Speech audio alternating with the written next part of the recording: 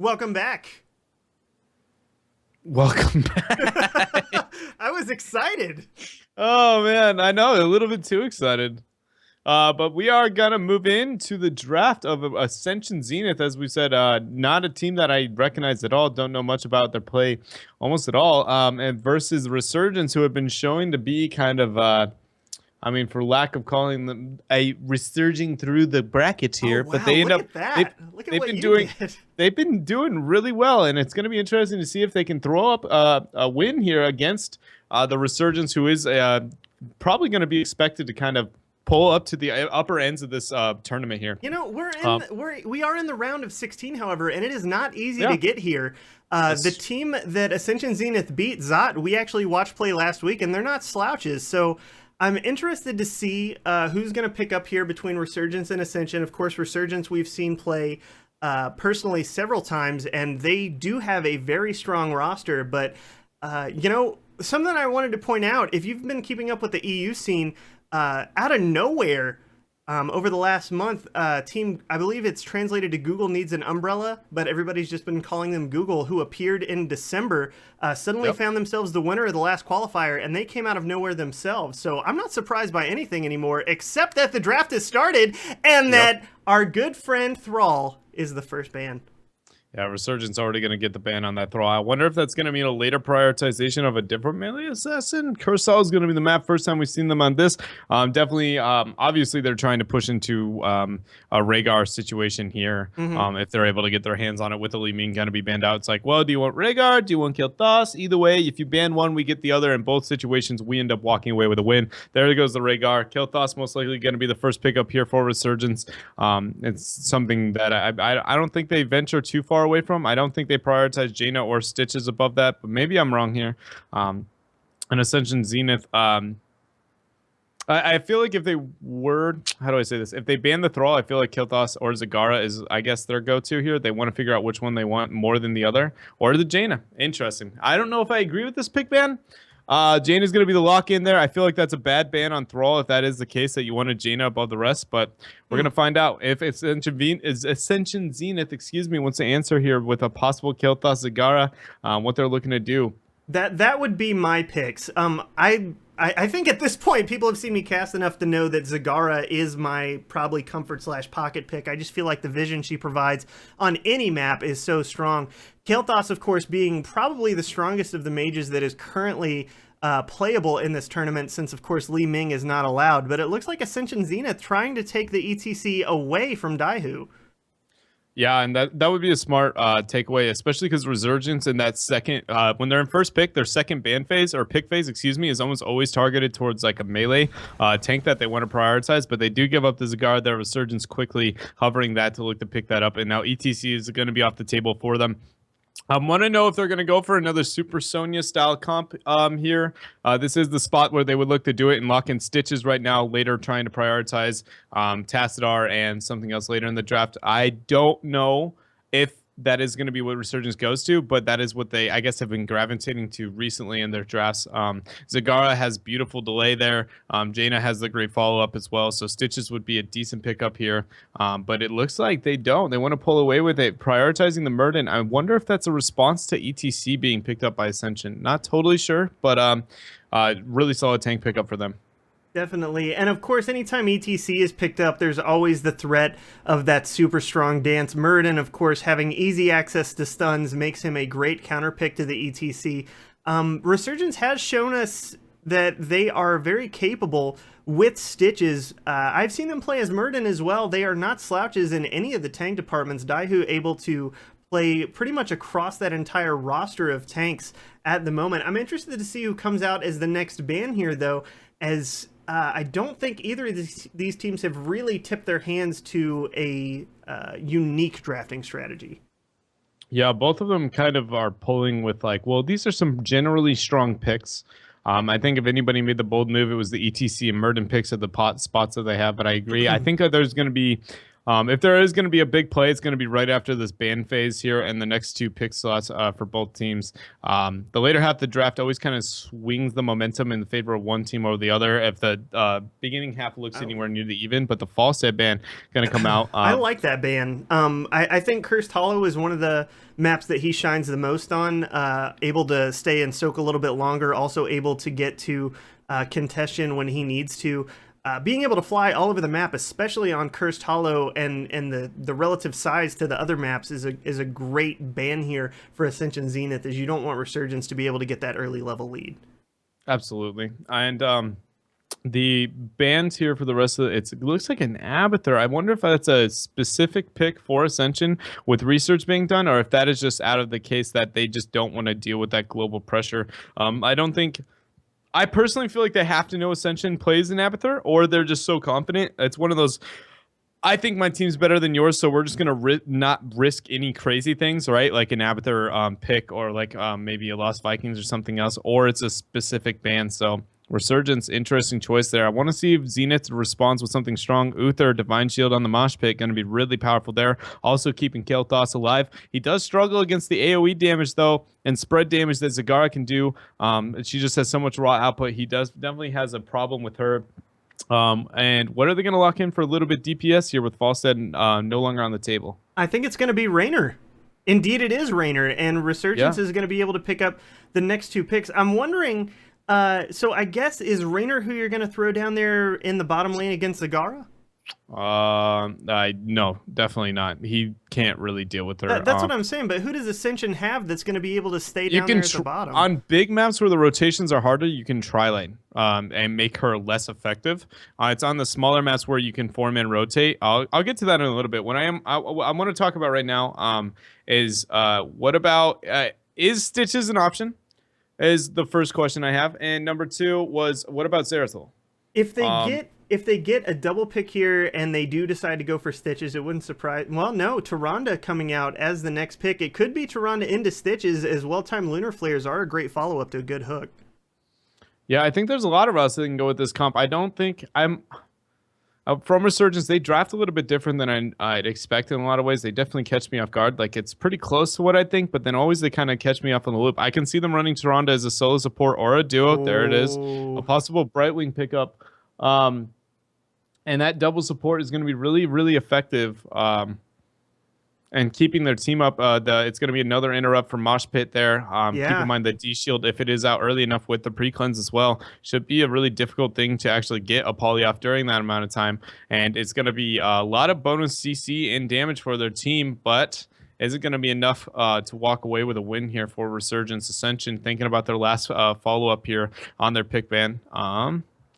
I don't know. I'm so interested by this draft by both teams, honestly. I don't think either team is like blatantly outdrafting their opponents, but both of them, I feel like both are drafting good comps, but both of them are not the comps that I expected them to pull out. If that makes any sense at all. No, it does. I think denying the Falstad, Resurgence has shown in the past that they really enjoy the split soak on Cursed Hollow. Brightwing's buff to the Q that we saw recently is going to make her able to do that split soaking and come to the fights a little bit later. They just have to be careful about the timing there. Tassadar, meanwhile, going to be a good substitute for the Zagara, being able to get the Oracle out and also being able to quickly spot the creep and help the team clear that out, hopefully in between rotations.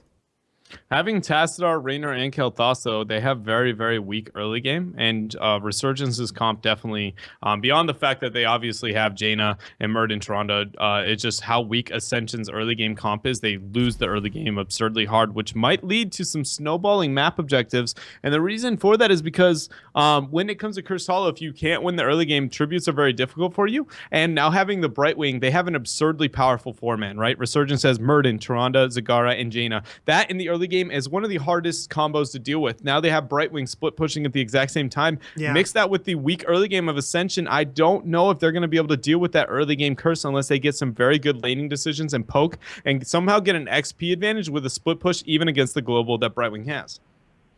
I just think Brightwing is such a great pick here. With the banning of Falstad, being able to enter into those team fights when they're needed.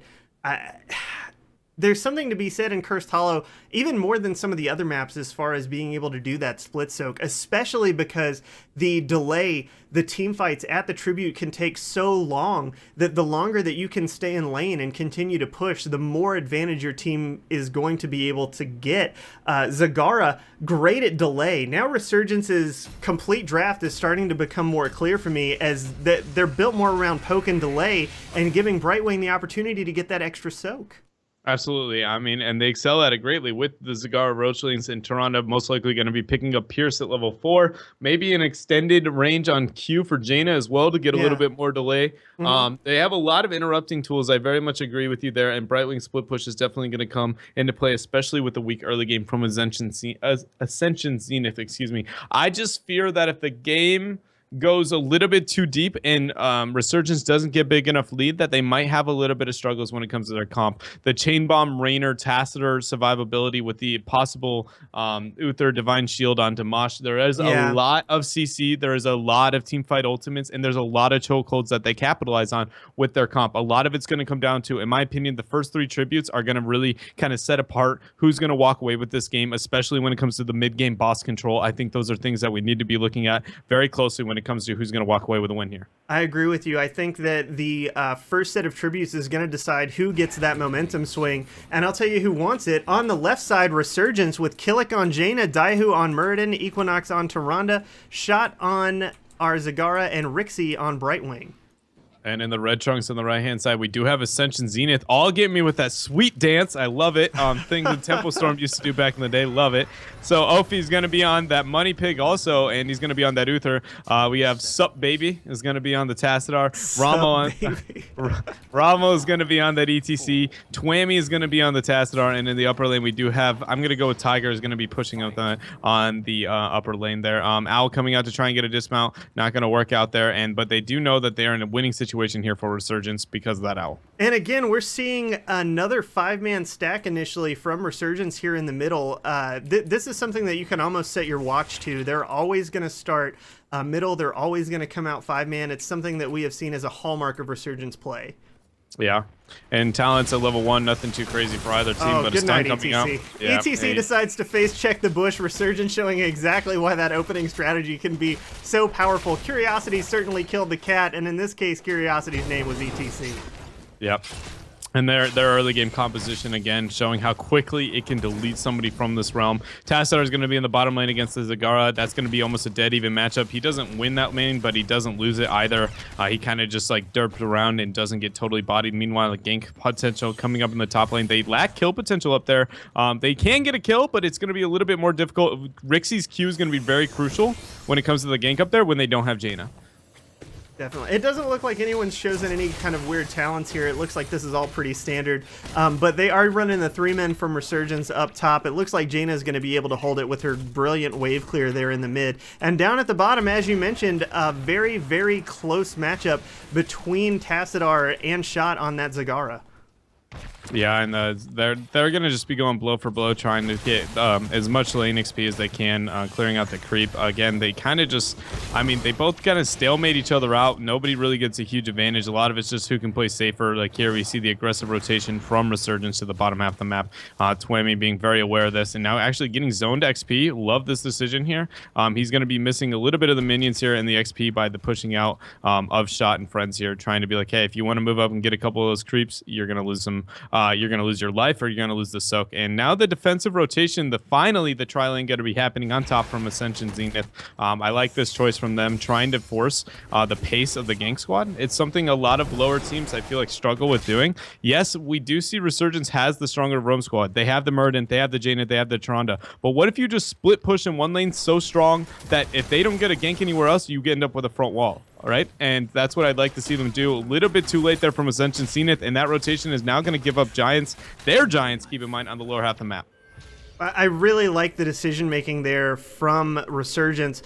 Great timing on their part to take those, excuse me, to take that Merc camp and make sure that they have to choose which way they're going to lose here. Good guess from Shot on exactly where Tassadar is going to be, and he's going to go down for trying to get that cheeky vision for his team.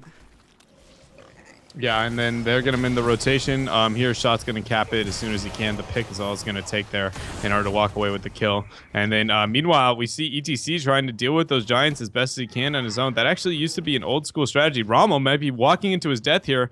A little bit too cocky on this clear. Everybody forgetting the fact they don't control sight. And Sup Baby might be say Sup Baby to that Lunar Flare. He does indeed. I think he did manage to get Lunar Flare's number before he went down. We'll have to ask him after the game what comes of that. But he was actually quickly dispatched by the combined might of Equinox, Killick, and Daihu. What I was going to touch up on is actually by taking that Giant camp, an old school strat would actually be giving up that front wall, and then the minions would start getting distracted by the Giants and trying to deny Soak in the lower lane. I don't think it was ever really an effective strategy, but it was one that was used for Night Camp specifically on this map a long time ago. But I feel like a lot of this game is dictated by the laning phase decision making coming out from Mile High Club, allowing the Murd and Jaina Toronto to do pretty much what they want, and Zagara slowly kind of winning in that derpy one-on-one on bottom, but Sup Baby trying to get a gank on Shot. Looks like he is going to be able to get a fair amount of damage into him. The orb walking not quite where it should be to be able to get shot down there, and they are going to have to let her go. Up top, it looks like Rixie is going to be able to get this. Killick does a great job of making sure that he is not going to be able to contest this. Good heal from Uther, keeps him up a little bit longer, but now he's going to be a dead little squirrel kicking his feet as he does roll over in that polymorph. Yeah, and this 7-tier advantage was reached by Resurgence, so Mile High Club making the smart choice to try and give it up.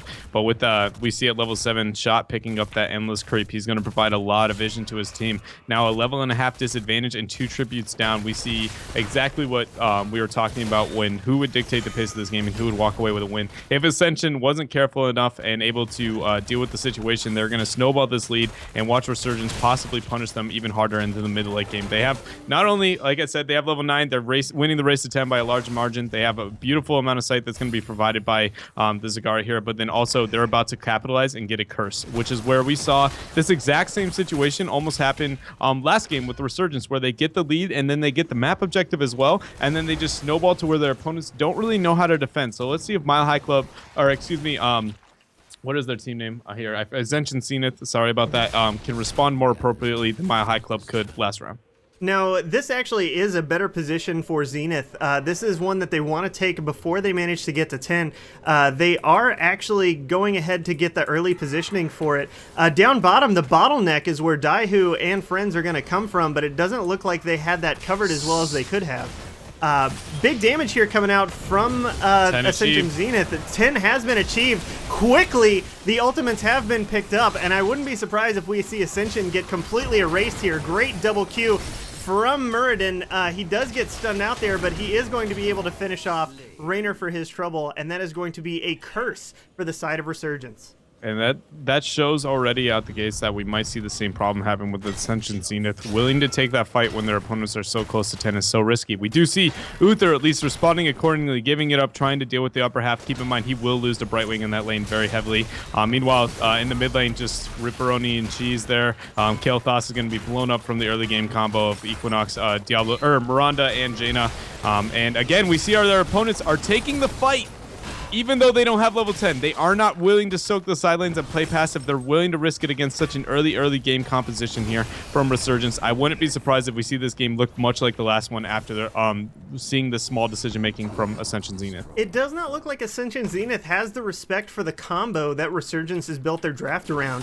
The multi-stuns into Jaina's full combo is something that is not a laughing matter. If you stand still and she manages to get Cone of Cold into Blizzard with a Hunter's Mark on you, you are going to take a fair amount of damage, and we have seen that on the side of Ascension Zenith as they have been completely erased in several engagements thus far.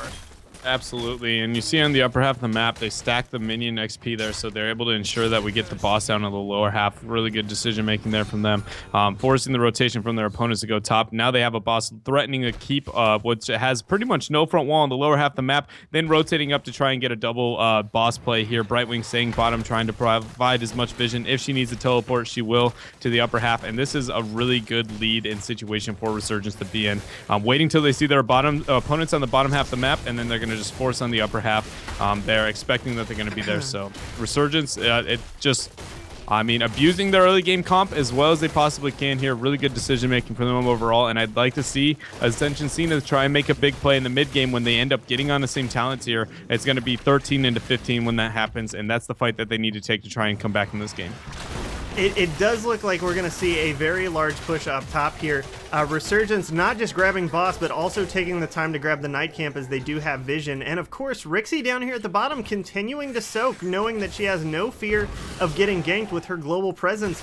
Up top, we do have a rotation from Ascension Zenith to try and stop that boss. But in mid, Resurgence giving a choose how you lose situation by getting the split push here on 2, maybe 3 lanes with that Brightwing. Absolutely. I mean, they're playing it pretty much perfectly. The stun coming out on Rommel, he will actually survive this combo.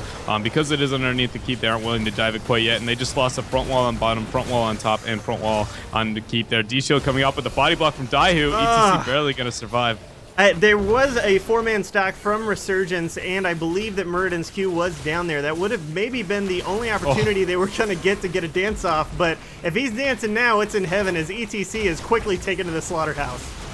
Yeah, and they're going to sit here, siege up, and take this for them. They do throw out the Hyperion, but they know with the 4 versus 5 in the talent tier advantage, they can take this. Also, keep in mind, double support allows them to provide kind of the peel and healing that they need in this type of situation to walk away with this. This will be their tribute because of the death of ETC, not having the stage dive to possibly contest that. And bosses are not going to be up for 3 minutes roughly for both teams. And again, the only... Oh, interesting choice. Brightwing to pull back to get the cap like this. I don't know if they're getting a little bit too hyphy here on bottom trying for this keep. They do obviously have a blatant advantage over their opponents, but without having the 16 tier advantage, I feel like they might be risking death. You know, the ETC dance has not been used yet, though they do not have Divine Shield up to protect him from the stun. There are too many stuns, I believe, on the side of Resurgence for him to try and get that hyphy, as you would put it. I don't think we're going to see any fights in the Whole Foods parking lot right now, but Brightwing does come in, and it looks like they're going to finish sieging on this bottom keep after she's grabbed that initial tribute. It's because of Tassadar going top to soak that lane. He pretty much said, hey guys, do you want this keep on bottom, because we're going to give it to you for free.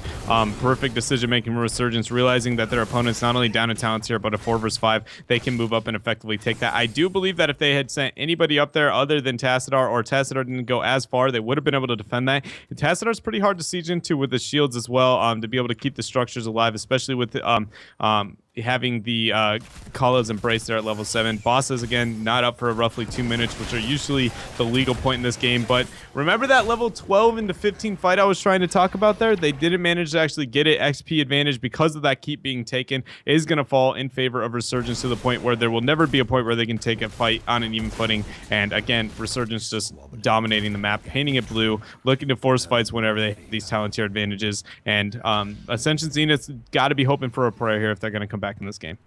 I don't know, like, is there even a time that they're going to be able to defend this? I feel like if they let Resurgence get a curse, that is probably going to spell the end of the game. Oh, they don't see this. Oh my goodness.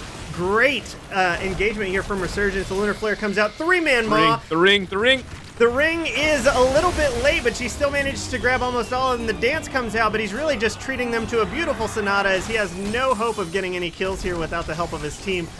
Does look like he is going to be quickly wrapped up, and that is probably going to be Resurgence pushing for the game, right?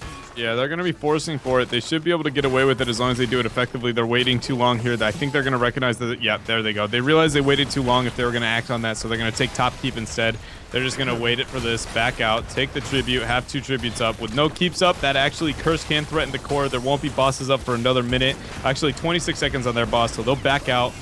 They're going to force this fight, actually, while they have a man up. Smart choice there, but it might cost him his life. Oh, good wall there from Tassadar trying to finish them off, but I think... oh, great teleport out from Brightwing there. That was an extraordinary play from her to get out of danger, but it does not look like they're done yet. In fact, great Lunar Flare along with that Hunter's Mark to make sure that Raynor goes down. That's going to be a 1-for-0 for Resurgence, and they continue to paint a picture of destruction on this map. Yeah, they're going to get Brightwing to cap on top. Everybody else instantly going to boss. There you go. You see them doing that. Brightwing will cap this here, back to base, get full mana, teleport onto the lower half of the map, and then proceed to take this boss and end the game with it. I don't even think they're going to double boss play. 12-minute boss here is pretty much It's not like you were gaining that much, like on the core. It's not going to do that much, and it's enough to end the game as long as you play it well. But at the same time, double boss is probably the safer play here with their opponent's boss spawning in 9 seconds, excuse me.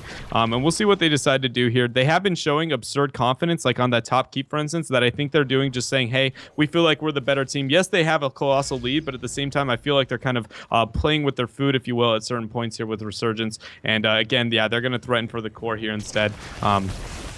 So they are going to take the more aggressive route, having confidence in their team over their opponents, and look to stack the Giants, the boss, and then threaten the core. I really like the aggressive Shadow Stalk here. They know it's coming. Here comes the big stun. He does get invulnerability and the E. That is an ult from Uther to make sure that he can get away. That's going to mean that they will not be able to get a dance-off with any kind of protection. Big stuns onto Raynor. It looks like he is going to go down. The Lunar Flare does miss. The boss now wailing on the core.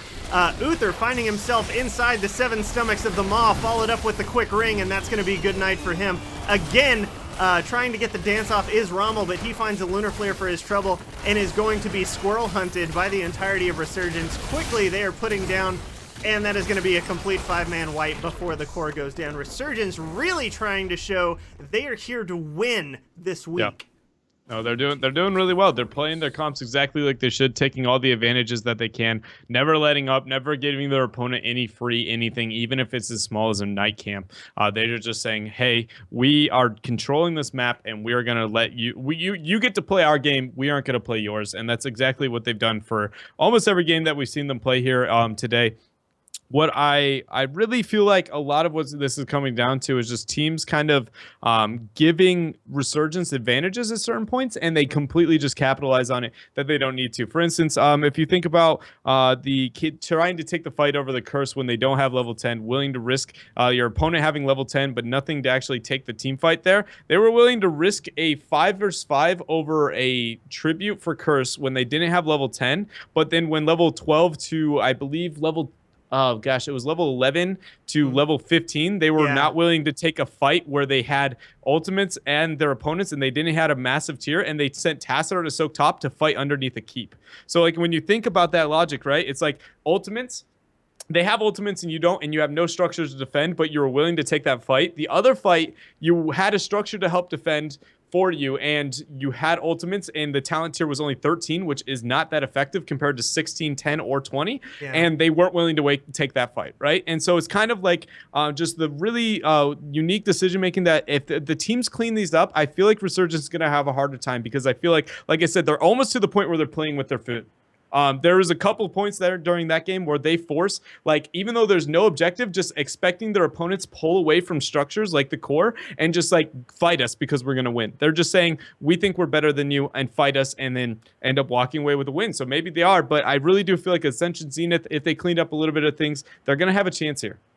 Yeah, I think that Zenith was waiting for an opportunity that wasn't going to come. It seemed like they were always looking for the perfect opportunity to engage. But when you're playing against a team like Resurgence that does not give them the ability to wait for...